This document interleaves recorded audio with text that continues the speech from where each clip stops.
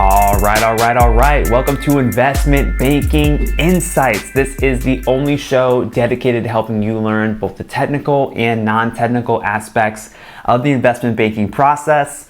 Hello, my name is Alex Mason and I am your host. I'm currently a second year MBA student here at Cornell and we're here to talk about investment banking. So let's go ahead and talk about the different steps in the sell side M&A process. Now, investment banks do a lot of different activities. There's capital raising, there's restructuring, there's initial public offerings, there's buyouts, there's M&A. But really, one of the core functions of a lot of investment banks' operations is M&A, or mergers and acquisitions. And this is very simply helping a company sell itself to a buyer. That is basically the function of what the banker is doing, and it's a key piece of what a lot of investment bankers are focused on and can generate a lot of revenue for the firm. So many different things that investment bankers can do, but let's talk about the different steps in sell side M&A, which many of you will be doing during your internships once you start working on the desk. So let's go ahead and talk about the different phases. All right, so there's a couple of different phases here. The first phase is the pitch. So the pitch is really kind of like a pre-phase because the investment bank hasn't won the business just yet. They're just getting going. So when an investment bank is looking to do a deal, they first have to actually convince a client that they're the right bank to do the deal. So this is really like preparation of materials. So there's like some materials prep. There's like some initial valuation work.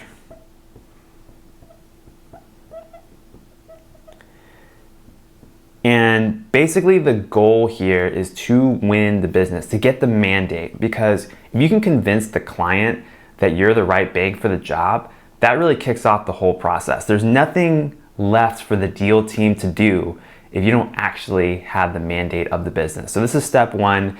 This is really a key part of what directors and management directors work on because they are the ones doing the outreach. They're the ones building the relationships. They're the ones really winning that business. And then the deal team helps execute once they've won. And also, of course, helps prepare certain materials for the actual pitch itself. What will happen is the team will go to the client. Maybe it's a financial sponsor, maybe it's directly with the management company of the company, and they'll sit down with them and they'll basically give them a presentation and say, look, we believe we're the best people to sell your business for reasons 1, 2, and 3, and just give them a really crisp presentation with a lot of detail and basically sell. Basically, you have to sell the client on your services before you can actually help the client sell themselves. So that's the first thing. Now we're going to move on to phase 2. So phase 2 is really all about prep.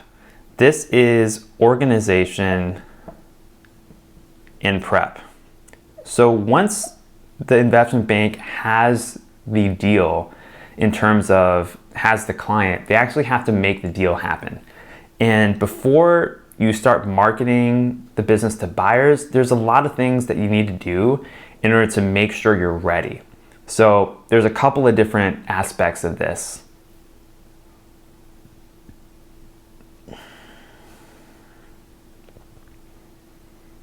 So there's some more valuation work that happens. So initial valuation, because once you've won the client, you have more access into their financials, you have more access to management, more access to information. So you can come up with a better estimate of the value of the business once you're in this phase. And then there's also marketing materials that you're prepping. And one of the primary aspects of this is something called the SIP, also known as confidential information presentation. An earlier version of this in the industry used to be referred to as the CIM, Confidential Information Memorandum. Basically, this is a really, really fancy PowerPoint deck. And in the old days, this was a really, really fancy Word document. So things have shifted more on the visual side in terms of what this document is. This is one of the big things that I was working on this past summer in one of my deals where we were in this phase of marketing preparation. It's basically a 60 to 80 page PowerPoint deck outlining everything about the business, the positioning, why the investment bank is the best one for the job, and really just outlining the key competitive strengths of the business and also highlighting some potential weaknesses and what the mitigating factors are to make sure those weaknesses are minimal. So this is a huge, huge piece of it, is this CIP right here. There's also a couple other steps here, things like confidentiality agreement. And this is really just kind of a general legal document to make sure that the right information is being shared with the right people and not being shared with the wrong people. And then you also have a preparation of a buyer's list. So when you're getting ready to sell a business, you need to, of course, think about who is going to buy this business, who are the likely suspects going to be, and you can separate this out into strategic companies or financial sponsors, or you can also kind of rank them in terms of most likely to buy based on prior history. There's all sorts of ways that you can look at it, and we can get into this kind of stuff more in detail later, but fundamentally, this is a really important step. The preparation of your marketing, your initial valuations, your buyer's list, this is all really key stuff, and I actually spent a good chunk of my internship doing this kind of work. So moving on to phase 3. This is where things really get going now. So this is the marketing phase. You've done the prep work, you've worked with your deal team to kind of get going.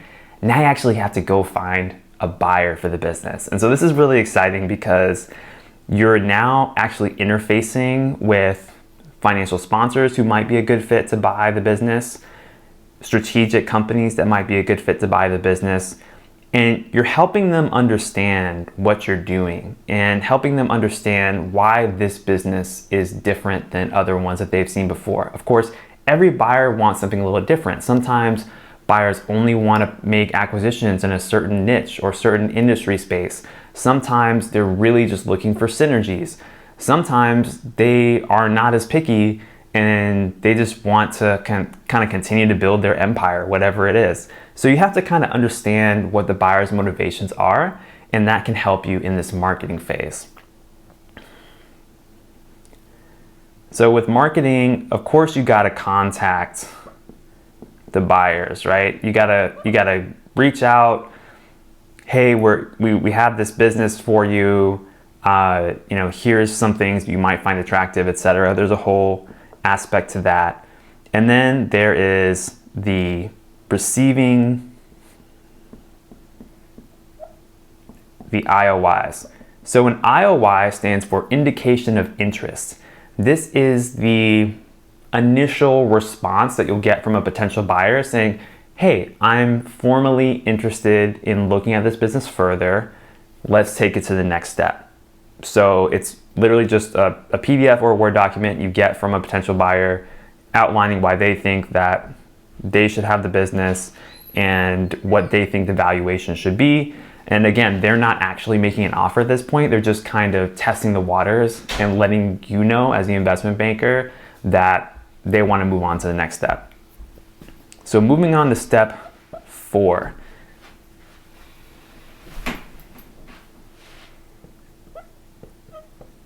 This is called LOI, or letter of intent.